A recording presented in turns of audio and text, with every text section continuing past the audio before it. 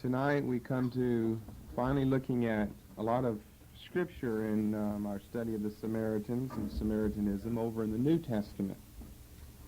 We're going to begin looking at Jesus' attitude toward the Samaritans, and I think it will substantiate what we've said thus far in trying to see what the Old Testament said, what the Jewish record said, not necessarily the Jewish understanding of their history, but what their Old Testament said about Samaritan history, and that as contrasted with some of the other theories of Samaritanism, a higher critical theory and the Samaritan theory of themselves and so forth. And we're going to do our study tonight, and I don't think that we'll have the time to get through with all of the New Testament texts. They'll be found primarily in the Gospels. We have, of course, them mentioned over in the book of Acts, but we'll find them primarily mentioned in the Gospel. I think the easiest way to do this is to study it around two statements broadly describing Jesus' position on Samaritanism. The second one will take up most of our time. So number one will be this. Jesus clearly agrees with the factual part of the Jewish notion of Samaritanism, that is, its origin. Jesus clearly agrees with the factual part. That is, in tracing their history back to and or through 2 Kings chapter 17. And the factual part of that is the fact that the Samaritans are indeed non-Jews who are foreigners. The Samaritans are indeed non-Jews who are foreigners. Now here's why I'm strongly emphasizing this point to begin with, the fact that Jesus does clearly agree with the factual part of the Jewish notion of the origin of Samaritanism. That's because critical scholars simply reject the Old Testament 2 Kings 17 account of Samaritan origin because they feel that it is too harsh and too prejudiced, that is simply Jewish ethnic rivalry breaking forth under the guise of history being recorded in 2 Kings 17, telling us the origin of the Samaritan people. That, in other words, in fact, the Samaritan people are probably full-blooded Jewish people who at one time and for one reason or another have been at odds with the Jewish people. The Jewish people, that is in the southern kingdom, have simply separated themselves from them. So one claim, the critical claim of some scholars, would be that the Samaritans are Jews, and the Jews have embellished history in 2 Kings 17 by writing under the guise of history their own prejudiced notions against their northern kinsmen or their northern cousins. And of course, for a Christian, although he might not understand all of what the Old Testament has to say about the Samaritans and about their origin, if he is a Christian, he's bound to the New Testament account then. He's bound to Jesus' interpretation, regardless of what you believe or don't know or understand about the Old Testament account. A professing Christian would be bound to what Jesus' attitude is concerning the Samaritans. And I'm saying that we're going to discuss his attitude broadly under 2 points. The first being this, that he clearly agrees with the Jewish notion of Samaritanism. He clearly agrees with that they are not Jewish people in any sense of the term. Don't bog down with the, well, they're half Jew or half... They're Jewish in no sense of the term. They are foreigners. In other words, if they are foreigners, they are not Jewish. And he clearly agrees with that part of the Jewish notion, that the Samaritan people are very definitely foreigners. So, as a Christian, we simply can't retain the critical theory that the Jews, although we will retain the part of their notion that the Jews are prejudiced, they surely are. 2 Kings 17 is a true-to-history account, a true-to-fact account of that part of Samaritan history and development. Now let's look over in the New Testament. Some of these passages we've looked at before, and some of them we will have to be using again even tonight, as a matter of fact. But in Matthew 10, we have to put them here into the first point because they prove this, but we'll use them again because they prove something else as well. So I won't say everything that I'm going to say about the passage the first time we look at things like Matthew 10, Luke 17, John 4. Matthew 10, verses 5 and 6. Matthew records Jesus' commission to the apostles as, "Go not into the way of the Gentiles, and into any city of the Samaritans enter ye not, but go rather to the lost sheep of the house of Israel." So in a sense, he's denying any Jewishness to the Samaritan people. He says, go to the lost sheep of the house of Israel. And then we could get technical and say, well, now wait a minute. Couldn't the Samaritans be considered part of the lost sheep of the house of Israel? In Jesus' opinion, no. See, this isn't my reading into it. In his opinion, no. They're not considered part of the lost sheep of the house of Israel. As I've said before, they find some ground somewhere in between. But just to say they're in between is not to say that they're Jewish in Jesus' opinion. We've simply looked at them historically. Historically, they owe their origin to the Jewish people. But when he says in verse 6, I want you to go to the lost sheep of the house of Israel, he wouldn't have to say, don't go to Gentiles and Samaritans for them to be excluded. But when he does say that, we know that those two groups, Gentiles and Samaritans, are not included with the lost sheep of the house of Israel. Now, the Gentiles and Samaritans are lost. There's no question about that.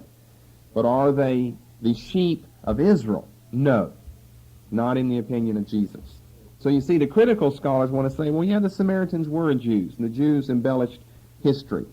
Well, for, as I say, a Christian, he can't accept that theory. He has to accept the record in Matthew 10:6, Matthew 10:5 and 6. Go to the lost sheep of the house of Israel. Then over in Luke chapter 17, and we're saying this in light of the study that we've already done on Samaritanism, that they are not syncretistic, they do worship Yahweh. As a matter of fact, they worship the God of the Jewish people more rigidly than the Jews themselves. They were much more strict in their worship of God in the various ways we've looked at earlier than even the Jewish people. However, Jesus did not count them as part of the lost sheep of the house of Israel. They may be lost, but they're not sheep and they're not part of the house of Israel. Luke 17:12 to 19.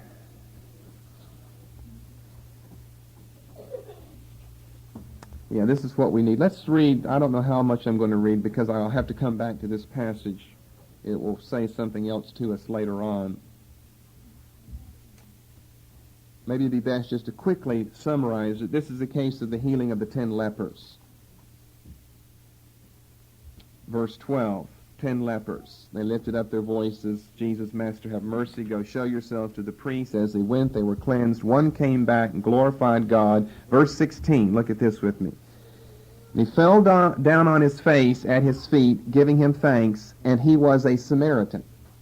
You see, there are only so many places in the New Testament where you find where Samaritan history or the Samaritan question interacts with the New Testament narrative. Primarily Matthew, Luke, John, and Acts, as I've already said before, not Mark, but Matthew, Luke, John, and Acts. One fell down, the one that came back, they were all healed evidently, but one fell down at his feet, giving him thanks, and he was a Samaritan. And Jesus answering said, were there not 10 cleansed, and where are the 9? They are not found that returned to give glory to God, save this stranger. Now, that Greek word is better translated in the NIV, save that foreigner. I mean, that really proves the point that I'm trying to stress here, that they are foreigners. They may be lost, but they're not lost sheep of the house of Israel. They are not included in the nation of Israel at all. Stranger is okay, but not nearly as graphic, I don't think, in this connection as the Greek followed by the NIV, foreigner. Because stranger could just mean someone that's strange to you. In other words, not a neighbor. Or in other words, not a relative, mother, father, aunt, uncle, or something like that. They're not found that return to give glory to God except, and he means this very specifically here, except a foreigner. Except a foreigner. Now, of course, that could mean a Gentile, but we've already been told In the context, verse 16, it was not a Gentile, but it was a Samaritan. So again, what am I saying? Jesus clearly agrees with the fact of the Jewish notion of the origin of Samaritanism, that they are foreigners, that they are not Jews. Then finally, John 4 and 22, which we have looked at earlier, which tells us in essence that the true light and revelation and religion were possessed only by the Jews. Jesus says here to the Samaritan woman, "Ye worship ye know not what." We know what we worship because salvation is of the Jews. Are the Samaritans Jews? Well, then salvation would have been of them. Salvation belonged to them, for them alone, not to the Samaritans. John 4:22. I quoted it. Now I'm over here. I'll read it to you, and you can read along with me. Ye worship, ye Samaritans. Ye worship, ye know not what. Now, he didn't say that you're worshiping the wrong thing. That'd be paganism or syncretism. They worship the true God. He didn't say you're worshiping the wrong thing. He said the one you're worshiping you don't know. We know what we worship, for salvation is of the Jews. Now, when you're talking to a Samaritan and you say salvation is of the Jews, that means you exclude the Samaritans from Jewishness. He does not count or consider them to be Jews at all. Regardless of where blood might have been mingled in the past, they are not Jewish people as Jesus would consider them. Now, it's interesting that he never makes distinctions within Israel among certain tribes. I'm speaking of Jesus now. He never makes distinctions between tribes like you find over and over in the Old Testament. I mean, that's part of the source and cause for a lot of the rivalry and jealousy and bitterness that passes not only between the north and the south, but just among the tribes in general, whether the two in the south or the others in the north. But Jesus never makes distinctions between certain tribes in Israel or between certain regions like Judea and Galilee. I mean, he doesn't make distinctions in his teaching between regions like Judea and Galilee, by saying that some are Jewish and others are not. Now, the Jews made some distinctions. They felt that Judea was Jewish and Galilee was, well, at worst not, and at best maybe tainted by Jewishness, but more tainted by the philosophy and ways of the Gentile people. But when it comes to Samaritans and that little region which was on the road between Judea and Galilee, then he clearly denies them a place among the Jewish people. Now let's come to a second point, a broad point, describing Jesus' position on the Samaritans and on Samaritanism, which gives us the positive side. Now this is what this is the point, by the way, that you always hear in church, and that's okay, because we're going to spend most of our time on it. That's okay that we hear the positive side. But we need to know a little bit of the historical side, which is the first point I've just given you, that Jesus clearly agrees with the Jewish notion of Samaritan history, contra the Samaritans' view of their own history, that all of that Samaritan nonsense, that is the embellishment of history, and not the post-exilic books or experiences or prophets or prophecies, or certainly not the 2 Kings 17 account. The second point is that although Jesus does agree with the Jewish view of Samaritanism, its origin, he does not, however, accept the bitter spirit of Jewish exclusiveness and sectarianism. Now, being Lord, he can do both. He can recognize the factual part of the Jewish belief of Samaritan history and their origin, but he at the same time, however, does not accept the bitter spirit of Jewish exclusiveness and sectarianism.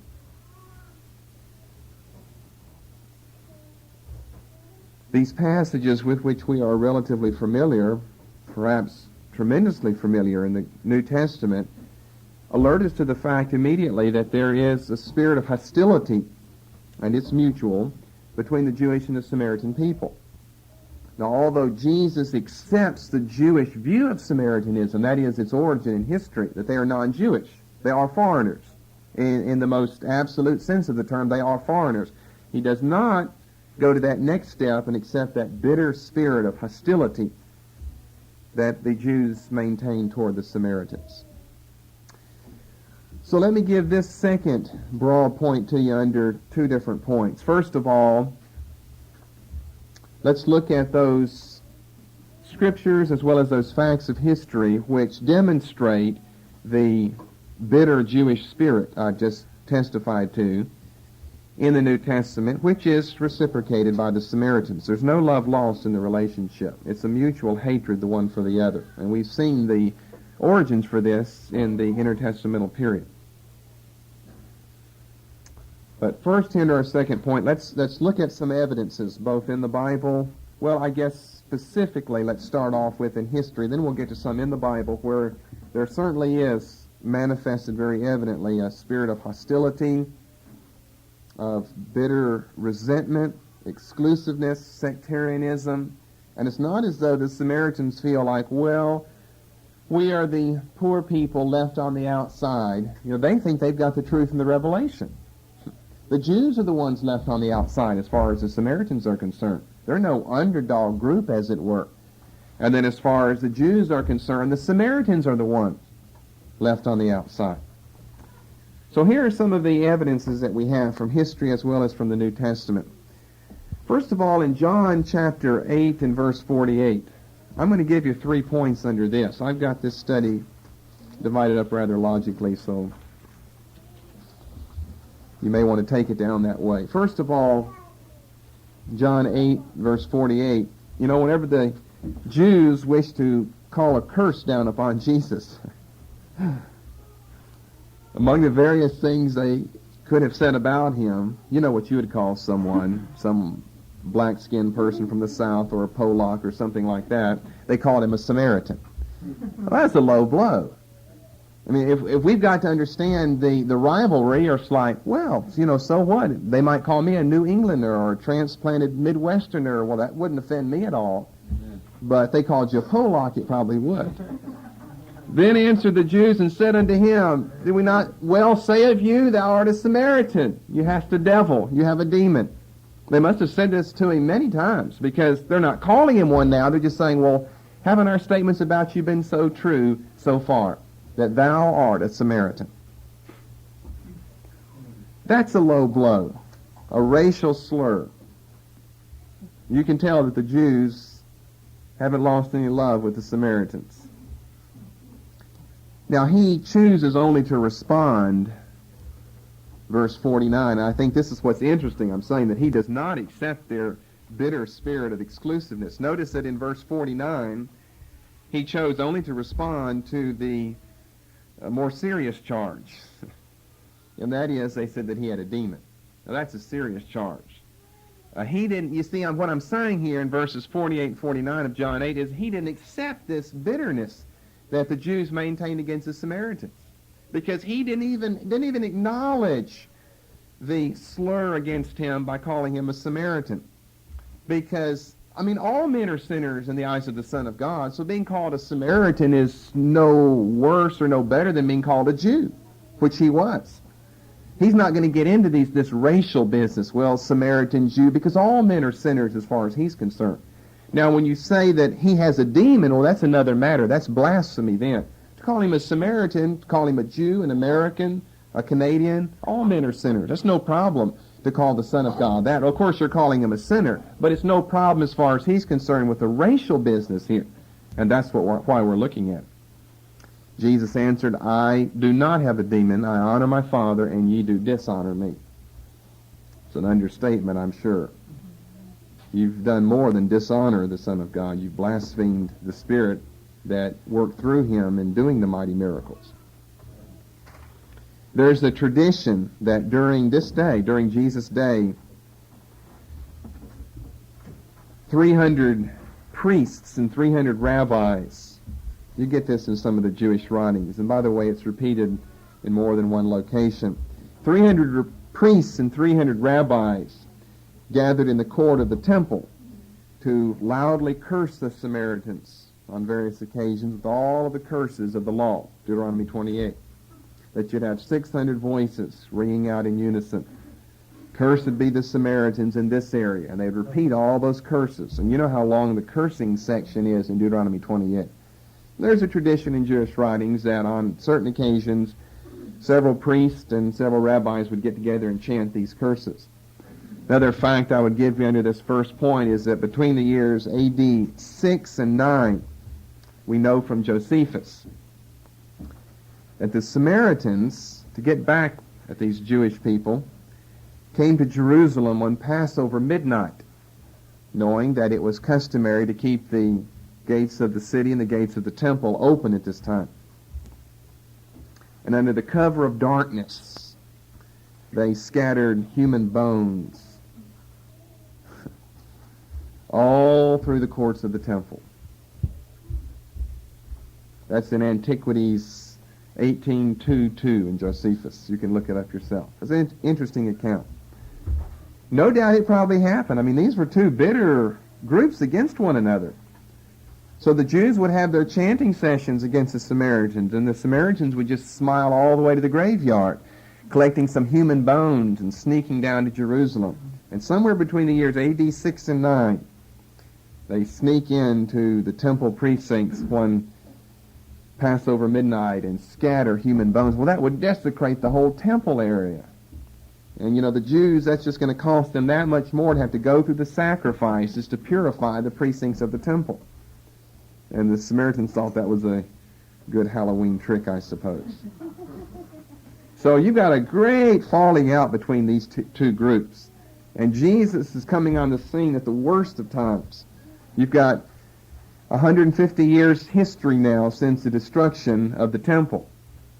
And so you've gone through 3 or 4 generations of people, and the stories are just being told and retold, and the grandchildren are being raised on the knees of the grandfather with these stories. Do you know what those degenerate, apostate, debased Samaritans are like up there?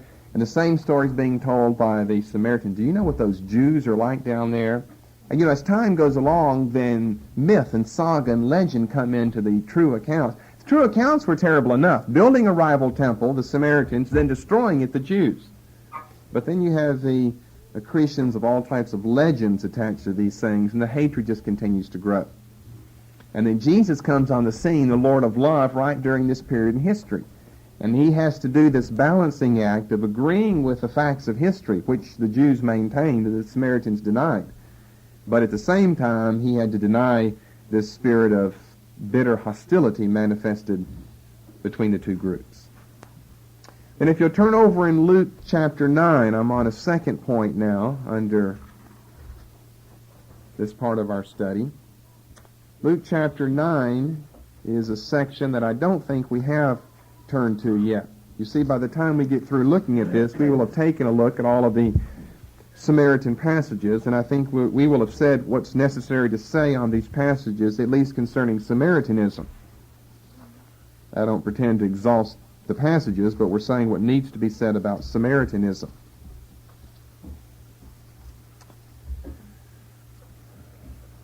Luke 9, verses 51 through 56.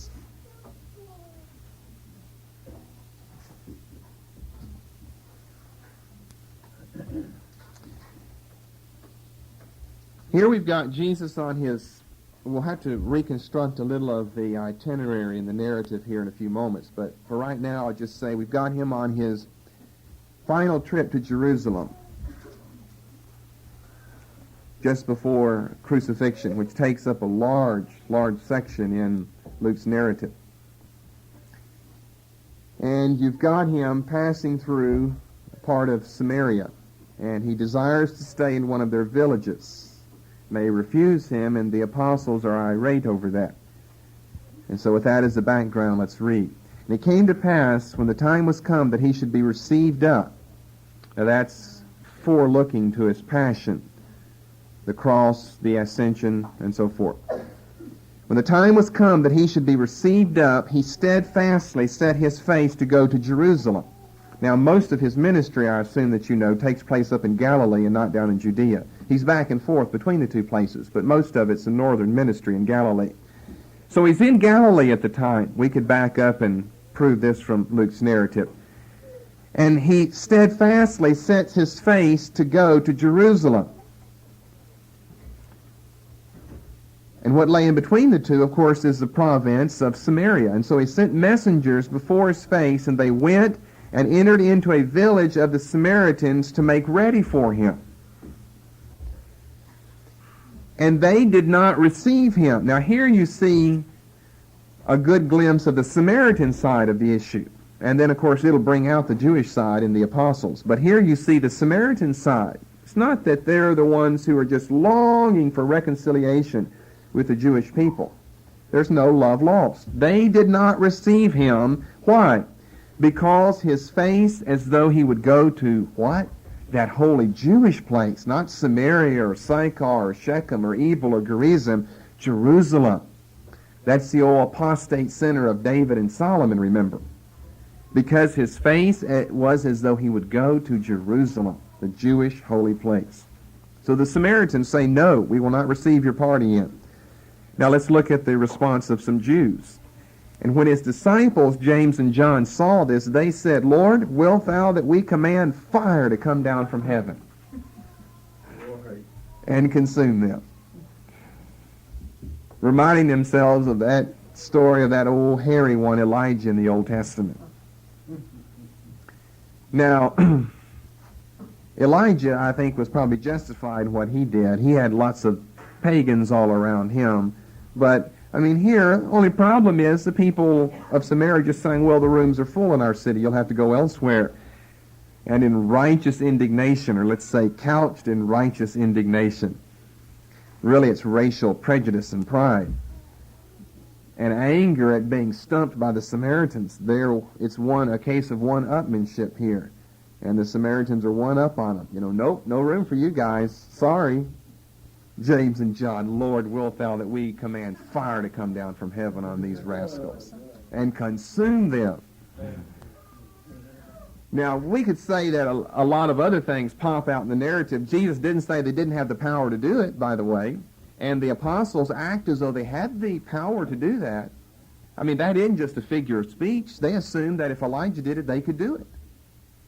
Now, maybe they could, but maybe this is the wrong time.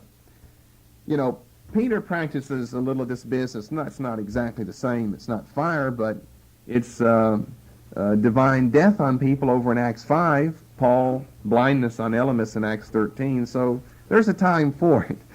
But, whenever it's between Americans and Polacks, that's the time you can be sure that whatever you're feeling is just couched in the terms of righteous indignation. In other words, it's not legitimate. It's probably just old base carnality. Lord, wilt thou that we command fire to come down from heaven and consume them? Now, the rest of that passage, even as Elijah did, is textually suspect. Better translations will have that taken out, because the manuscripts, the early ones, don't have that. But obviously, that's what they're thinking of. So here again is one of our many textual criticism problems that, at the end of the day, we find to be not problems at all, because nothing has really changed here. Who was the one who commanded fire to come down? Well, Elijah. So regardless of whether James and John said that, that is the thought behind them. And he turned and rebuked them. And then everything in the rest of verse 55 and most of 56 also is textually corrupt. You following me? But he turned and rebuked them, period. Now we like the rest of that. It sounds good. And there's nothing wrong with it, because surely that was his attitude, but we don't have any proof that that's what he said, because the earlier, better manuscripts don't have that. He turned and rebuked them, period. But he turned and rebuked them. Now, we don't know what he said. Now, here's what the KJV says, that he rebuked them with. Ye know not what manner of spirit ye are of. Well, I'm sure that was a legitimate rebuke, that they didn't know what manner of spirit they were of. They were not of a spirit of destruction, as he goes on to say in verse 56, but of redemption. The Son of Man has not come to call fire down on men's lives, but to save them from fire, from eternal fire. So you guys have the whole thing mixed up. I've come to save from eternal fire, and you're wanting to condemn with natural fire, or at least heavenly fire here. But he simply turned and rebuked them. Again, what is our point? Why are we studying this right now? He did not accept their bitter spirit of hostility. They turned out the living Lord from heaven. That was a very ingracious deed of those Samaritans to do. This wasn't a Hebrews 13 turning away of strangers when the stranger was an angel, but this is the angel of God, the Son of God, the messenger of God. And the Samaritans turned him away. That was a mighty sinful deed for them to do. But you're just compounding sin with sin then to call fire down upon them. So the point of the matter is he did not agree with their spirit of hostility. He turned and rebuked them. Now when it came to the religious leaders, he did a lot of rebuking of them. But when the need arose, he had to rebuke his own. And so he turned and rebuked them. And although this isn't in the manuscripts, this is, I'm sure, the attitude that you don't know what things are about. You've got your mind messed up. We pick up with the end, if you've got a red letter edition, of verse 56 in black, which is true, and they simply went to another village.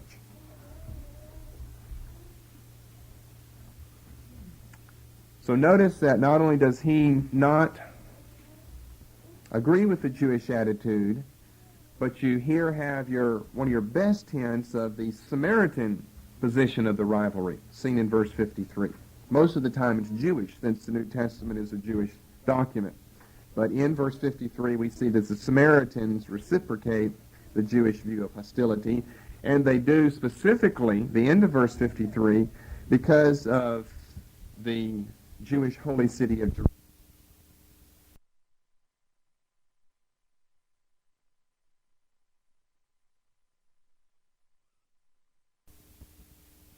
They do specifically, the end of verse 53, because of the Jewish holy city of Jerusalem.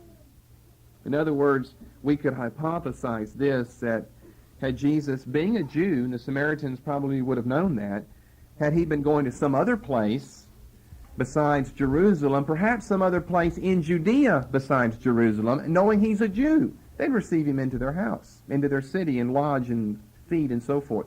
But when they heard he was going to Jerusalem, verse 51 and 53, that's the thing specifically brought forth here. When they heard he was going to the holy place of the Jews, then they said no, and they turned him out.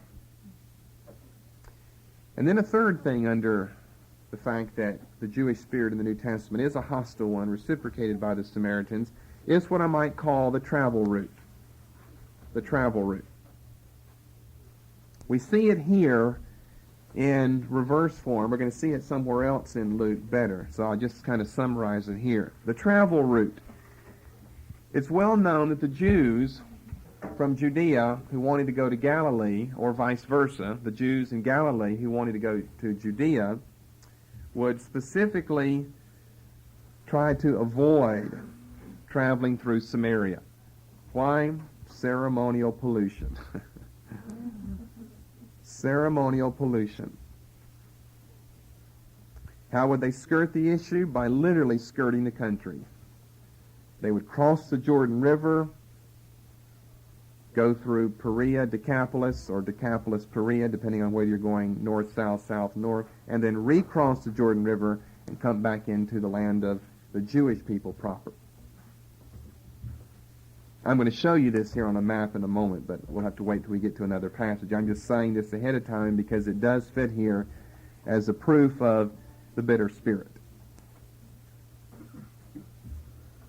That in order to avoid ceremonial pollution, the Jews would simply bypass Samaria.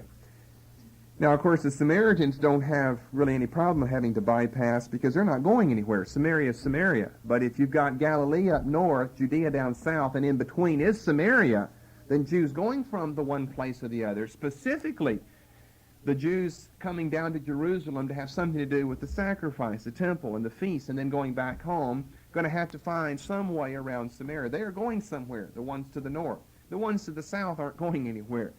If you live in the south, you have really no reason to go up into Galilee.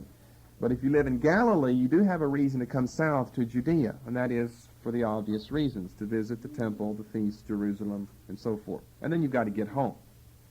So how to do that? Cross over Jordan River. Go up through Perea, up through Decapolis, cross back over Jordan River just south of the Sea of Galilee, and you'll be into Galilee.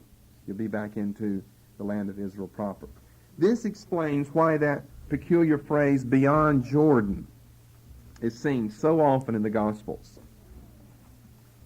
We'll come back to that here in a moment. I don't have time to show you all the passages, but you probably are familiar with that. Beyond Jordan, beyond Jordan. What does beyond Jordan mean? It means east of Jordan from the point of view of a Jew. Let's say the point of view of a Jew living in Jerusalem. Beyond Jordan would be east of Jordan.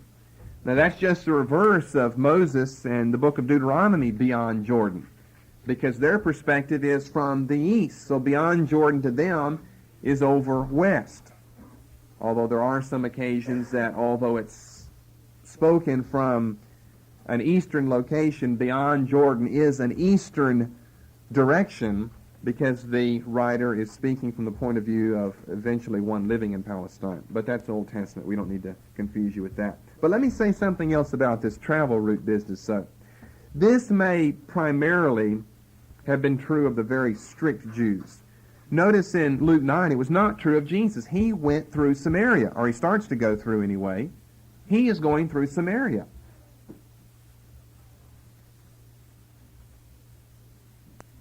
So it may have only been true of the very strict Jews. I mean, it's way out of the way. Extra time, extra trouble, extra expense. Everything is just added to have to cross over the river, go up through a foreign territory, cross back over the river, and finally get to your destination. I mean, you've really got to want to stay ceremonially clean to go through that.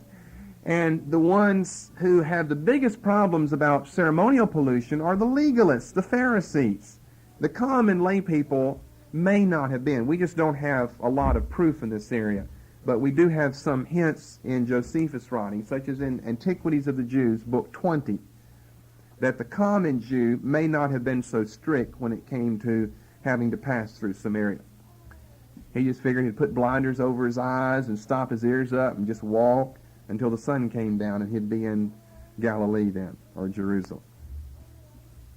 So I need to add that, because you come across some references that talk as though every time any Jew from the north or south wanted to go to the other, that he made the roundabout trip through Decapolis and Perea rather than going through Samaria. You just come across that all the time. That may not be true of all the Jewish people. It may only be true of those particularly concerned about legalistic ceremonial defilement and requirements. But in Luke 9, Jesus sent messengers, I'm in verse 52 again, before his face. They went and entered into a village of the Samaritans. Why aren't they crossing over the river? Well, sometimes they do cross over the river. But that's probably due to necessity. Now, we're told here in this passage in verse 56, they went to another village. That doesn't necessarily mean another village of the Samaritans. We don't necessarily need to interpret it that way. And there may be some later evidence in Luke that, in fact, we should not interpret it that way, that another village meant, well, they had to go to a Jewish place rather than to a Samaritan place. Okay, then let's come to, if you're following me, I gave you a second point, then a first one under it, then 3 points under it. Now I'm to another second one. All right?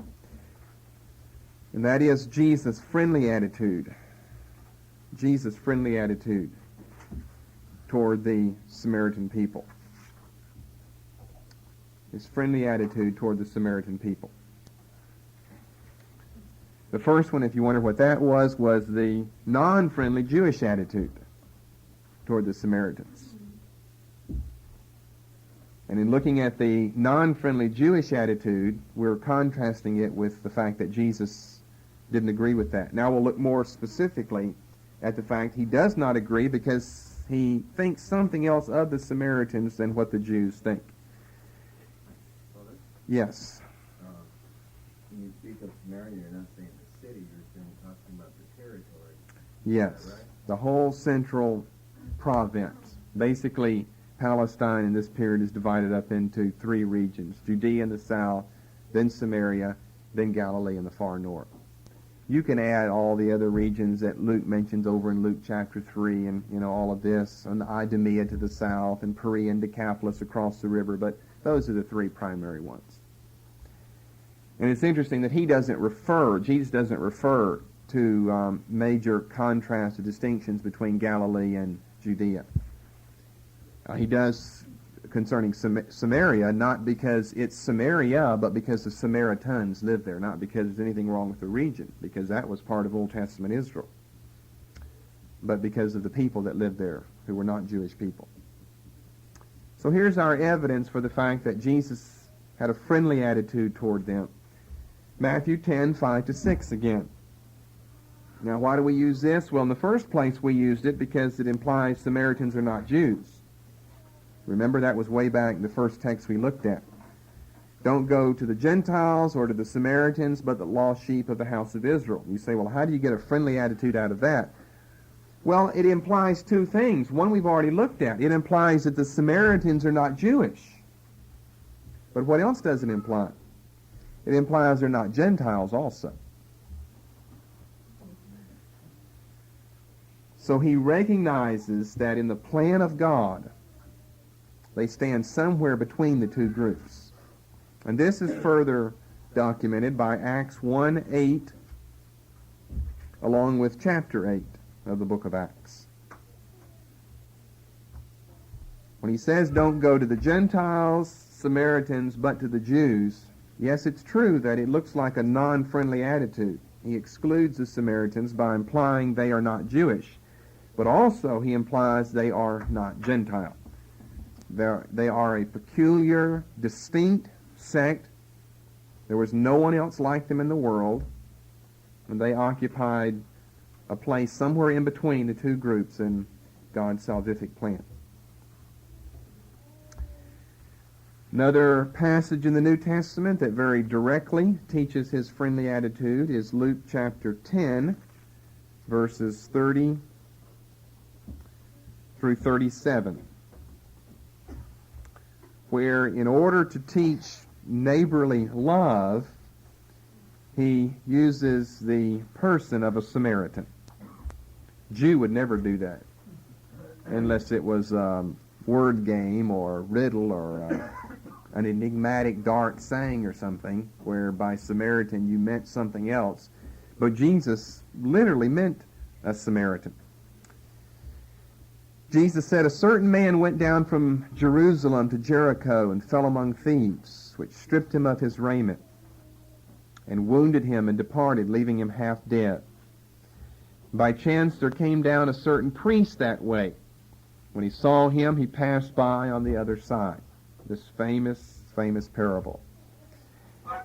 And it doesn't mean that this had to have literally taken place, but by virtue of the fact that he uses as the chief praiseworthy figure in this parable a Samaritan, says a lot concerning his attitude about these people.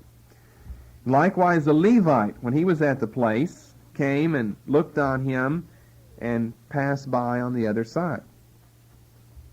You see, what we have here, you have to jump back up into verse 25. A lawyer is the one asking the whole question.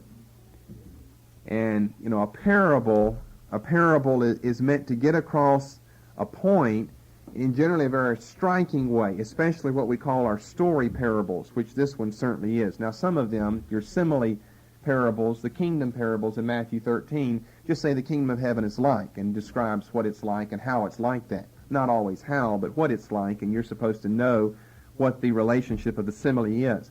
But in a story parable here, you're getting people's attention by an interesting story. Generally, it's a made-up story, but you're getting their attention by that.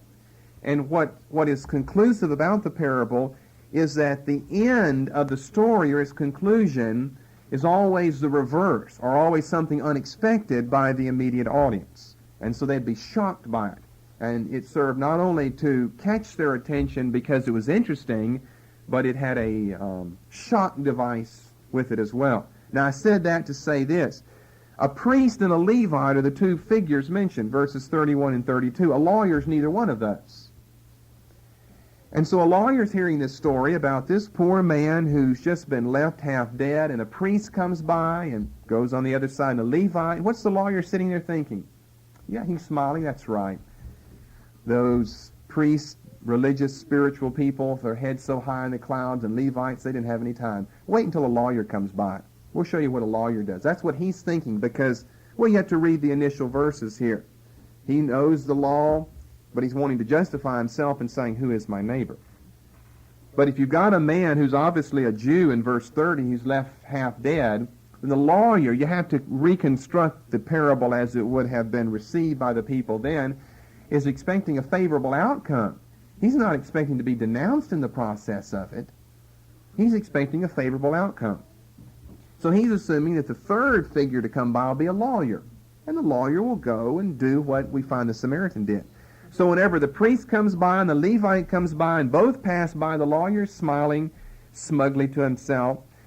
And then verse 33, and a certain Samaritan as he journeyed, and of course he really smiles now. Well, of course we know the fellow was half dead. He'll be fully dead by the time the Samaritan gets by. And wait till the lawyer comes by. You know, he'll at least draw up his will for him or something. But a certain Samaritan as he journeyed came where he was, and the lawyer's listening intently. And when he saw him, the lawyer's listening, he killed him. No, he had compassion on him. What? The lawyer says he's not expecting that. See, we expect it because we've grown up with this story since childhood. Lawyer's not expecting that. When he saw him, he had compassion on him. And as if that were not enough, listen, he goes on, and went to him, and bound up his wounds, pouring in oil and wine, and set him on his own beast, and brought him to an inn, and took care of him. You see, lawyers are ones to pile up details, are they not, in arguing their case? And Jesus just lays them on. And on the morrow when he departed, he took out 2 pence, and gave them to the host, and said to him, take care of him, and whatsoever thou spendest more, when I come again, I will repay him. I think Jesus has successfully argued his case here. To a lawyer, he just piled up those details. He could have just said he had compassion, but lawyers want evidence. Compassion's that general generic term. You know, what was the evidence of his compassion? Okay, you asked for it, here it is. And he goes step by step. And so he asks him now. He generally turns questions on the questioners. Which now of these 3 thinkest thou? Now, notice he didn't include the lawyer among the 3, though. You've got a choice. You can choose a priest, a Levite, or a Samaritan. It's not a very good selection for a lawyer. Which now of these 3 thinkest thou was neighbor unto him that fell among the thieves? Well, you see, the lawyer's been trained to obey the evidence. That when the evidence is there, then the evidence is there. But notice that he, although he has to admit what we know he has to admit, he circumvents it in a very interesting way by failing to mention the name of the race. Jesus gave 3 names, a priest, a Levite, a Samaritan. You've got your pick. He takes none of them. He says, he that showed mercy on him. Why? He couldn't even frame the word Samaritan on his lips. See, we have to understand that. The more you understand about the rivalry, the more you understand the Scriptures then. The Scriptures, at least, that speak about that rivalry. No, he couldn't even frame the word on his lips. He had to admit it because he was a lawyer, that Jesus had put him in a corner with the evidence. But he couldn't admit that it was the Samaritan. It's just the one that had mercy on him. And Jesus said unto him, go and do thou likewise. In other words, you lawyer, you trained specialist in the Jewish law, you go and copy the example of that Samaritan. Well, that was more than a lawyer could stomach. We don't have the result of that story, but I'm sure he went. Jesus said go. I'm sure he went, and I doubt that he did likewise, though. But certainly we see manifested Jesus' friendly attitude toward the Samaritan people to cast a Samaritan as the chief praiseworthy figure in a story of his. And then I'll give you another evidence, and that's Luke chapter 17. Luke 17, let's return to that passage, verses 11 through 19. Now, I started for a purpose last time with verse 12. Luke 17, verses 11 through 19. And I'm going to come back to this and tie it in with the third point I said earlier. They both happen to be third points about the travel narrative. But first, let me just say this, that, again, which one, now this was a true account here, so I'm not saying that Jesus casts fictitiously a Samaritan in a favorable light, but Which figure in this account is cast in the favorable light? Well, a Samaritan. As he entered into a certain village, there met him 10 men that were lepers, which stood afar off. They lifted up their voices and said, Jesus, Master, have mercy on us. When he saw them, he said unto them, Go show yourselves unto the priests. And it came to pass that as he went, or as they went, rather, they were cleansed. Now that means they were all headed to Jerusalem, to where the priests were. And one of them, when he saw that he was healed, turned back and with a loud voice glorified God. Now you got to make a jump in your mind from a parable to a true account here. And fell down on his face at his feet, giving him thanks, and he was a Samaritan. Jesus answering said, Were there not 10 cleansed? But where are the 9? There are not found that return to give glory to God, save this foreigner.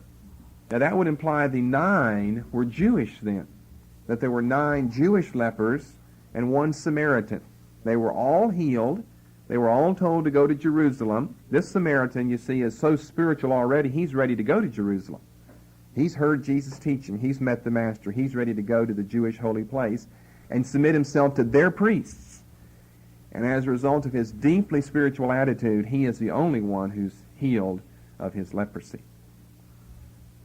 And he said unto him, verse 19, Arise, go thy way, thy faith hath made thee whole. All right, now let's turn back to verse 11 then, because there's something else that's interesting in connection with this story. It came to pass, as he went to Jerusalem, that he passed through the midst of Samaria and Galilee. Luke 17:11. Now, I've already said before that Jesus often followed the Jewish travel route in crossing Jordan. You often see him in those beyond Jordan passages. Generally, whenever it's a beyond Jordan passage, it's a Jesus passage as well, that he is doing something beyond Jordan.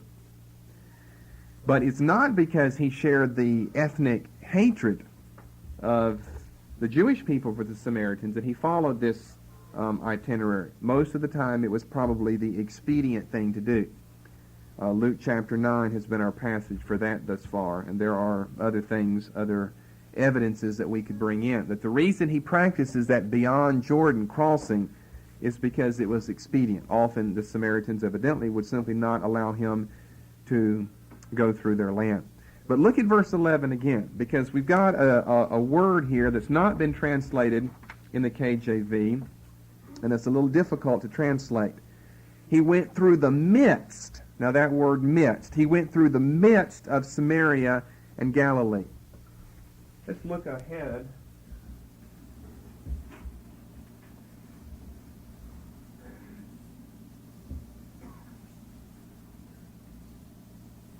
That's probably as much as we need at the map that we have up here. From Luke chapter 9 and verse 51. That's where we started earlier. From Luke 9:51, right on through chapter 19, about halfway, like 1928, is often called Luke's travel narrative. Luke, you could just say Luke 9 to 19, although it's really halfway through 19 and almost all the way through 9. But Luke 9 through 19 is often called Luke's travel narrative. It's also often called the Perean ministry. The Perean ministry, P-E-R-E-A-N. Perea being a region east of the Jordan River. Most of what Luke gives us here in this section of his is unique among the gospel writers. That's why it's so important to understanding Luke's gospel. Luke 9 through 19 is almost totally unique. In other words, the material you find in Luke 9 to 19, his so-called travel narrative, is not found in Matthew, Mark, or John. And that's a large section of Luke. About 9.5 chapters, from 10 through 19.5, about 9.5 chapters. Now we know from chapter 9 that he was rebuffed at the Samaritan border. In chapter 9 we saw this, that he going to go through Samaria. He stopped at a village, and they turn him away because his face is set to go, as it were, to Jerusalem. We read later in that passage he went to another village, meaning a Jewish village, not a Samaritan one. So how does he get to Jerusalem? You see, by chapter 19, halfway through, we see him, as I think the KJV says, ascending up to Jerusalem. He's actually at Jerusalem, crossing over the river, as it were, in chapter 19. Well, the way he gets there is like some other Jews would do. He crosses over Jordan, way up north, just south of the Sea of Galilee, travels south through Decapolis and Perea, only to recross down near Jericho. And I'll give you some verses. 18:31. You have to read all of those 9.5 chapters and look for historical details, and you can put all this together. Luke 18:31, and let's see. Means he's not in Jerusalem. He's still looking forward to it. And 35 and 19:1 and 19:28. Along with the verses I've already given you earlier in chapter 9, along with the best, most important passage, the one we're looking at, Luke 17:11.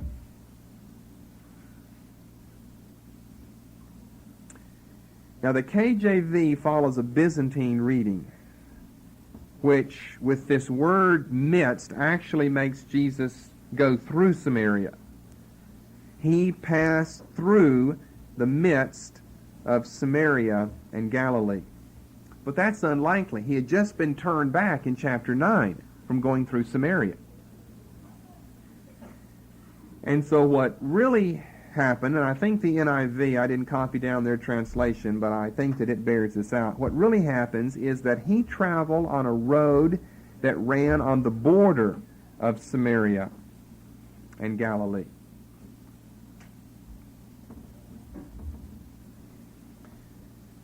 And that's really what this passage should say. So let's say we've got Jerusalem down here in Judea. We've got Samaria all in this center section. We've got Galilee up here. Here you see Cana, Nazareth.